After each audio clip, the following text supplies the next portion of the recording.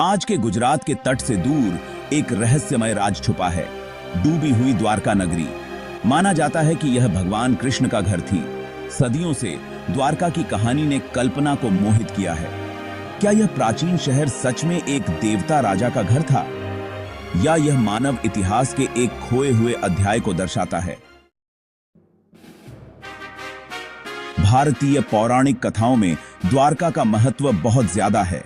यह महाभारत के महाकाव्य में गहू से जुड़ा हुआ है, जो हिंदू धर्म के सबसे पवित्र ग्रंथों में से एक है। महाभारत द्वारका का वर्णन एक अद्वितीय वैभव के नगर के रूप में करता है, जिसे भगवान कृष्ण के कहने पर दिव्य शिल्पी विश्वकर्मा ने बनाया था। भारत के पश्चिमी तट पर एक द्वीप पर बना यह भव्य शहर कृष्ण के राज्य और धार्मिकता के प्रतीक के रूप में कार्य करता था।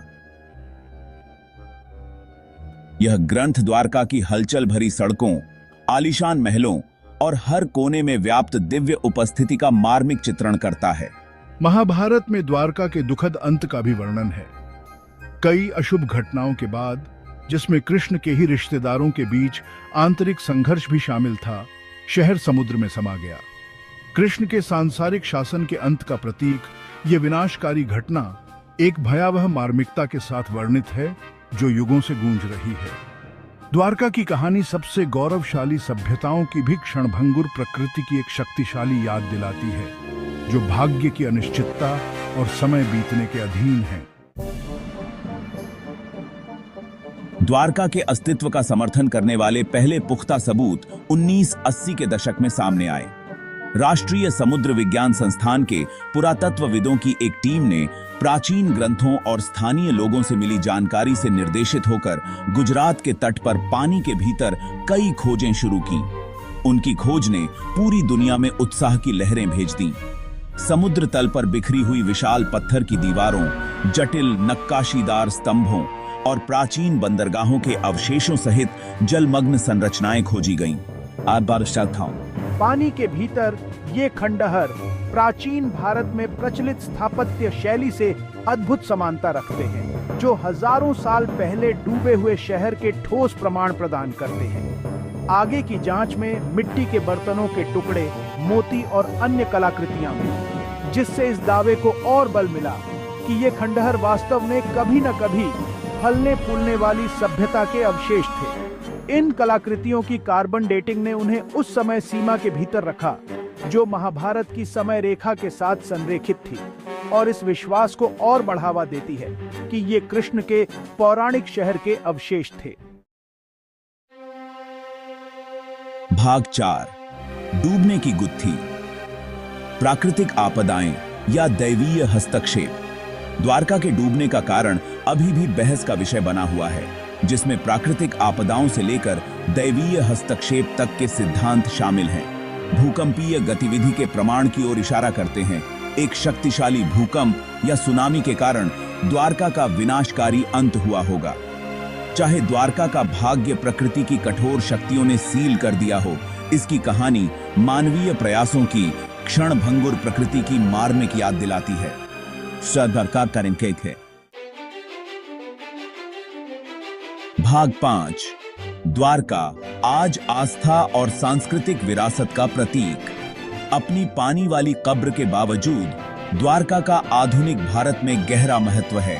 संस्कृत में मोक्ष का द्वार अर्थ वाले शहर का नाम इसकी स्थायी आध्यात्मिक प्रतिध्वनि को दर्शाता है। प्राचीन शहर के स्थल के पास बना एक नया शहर द्वारका की स्थायी विरासत के प्रमाण के रूप में खड़ा है। यह आधुनिक द्वारका एक हलचल भरा तीर्थ स्थल है, जो पूरे भारत और उसके बाहर से भक्तों को आकर्षित करता है, जो भगवान कृष्ण को श्रद्धांजलि अर्पित करने और द्वारकाधीश मंदिर में आशीर्वाद लेने आते हैं। माना जाता है कि यह मंदिर 5000 साल पहले बनाया गया था, जो द्वारका के लचीलेपन और आध्यात्मिक महत्व का प्रतीक है। कृष्ण के जन्म का जश्न मनाने वाले जन्माष्टमी सहित शहर के वार्षिक त्योहार, आस्था और परंपरा के जीवंत दृश्य हैं, जो लाखों तीर्थयात्रियों और पर्यटकों को आकर्षित करते हैं। मौखिक परंपराओं और लिखित ग्रंथों के माध्यम से पीढ़ियों से चली आ रही द्वारका की कहानी विस्मय और आश्चर्य को प्रेरित करती रहती है, जो मिथक, इतिहास और आस्था के बीच की रेखाओं को धुंधला कर देती है। भाग 6 कभी न खत्म होने वाली खोज। जलवायु परिवर्तन, पानी के भीतर पुरातत्व और द्वारका के रहस्यों का भविष्य।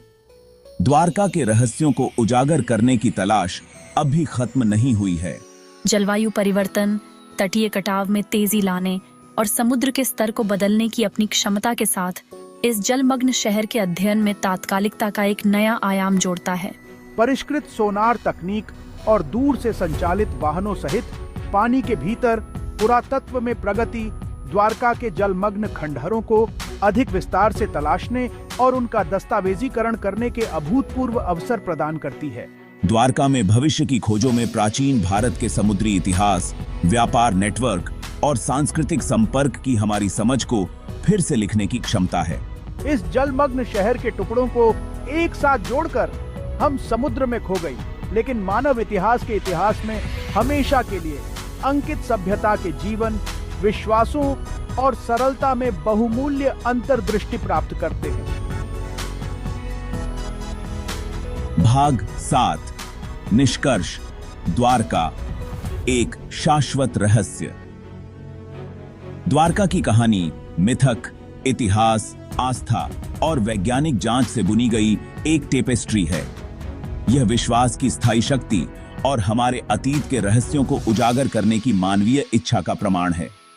चाहे हम द्वारका को देवता राजा के निवास स्थान के रूप में देखें या प्राचीन सभ्यताओं की सरलता के प्रमाण के रूप में, इसकी कहानी कल्पना को मोहित करती रहती है और आश्चर्य की भावना को प्रेरित करती है। जैसे जैसे तकनीक आगे बढ़ती है और अतीत के बारे में हमारी समझ गहरी होती जाती है, इस जलमग्न शहर के रहस्यों को उजागर करने की खोज और भी अधिक आकर्षक खुलासे करने का वादा करती है, जो द्वारका एक शाश्वत रहस्य की चल रही गाथा में और अध्याय जोड़ती है।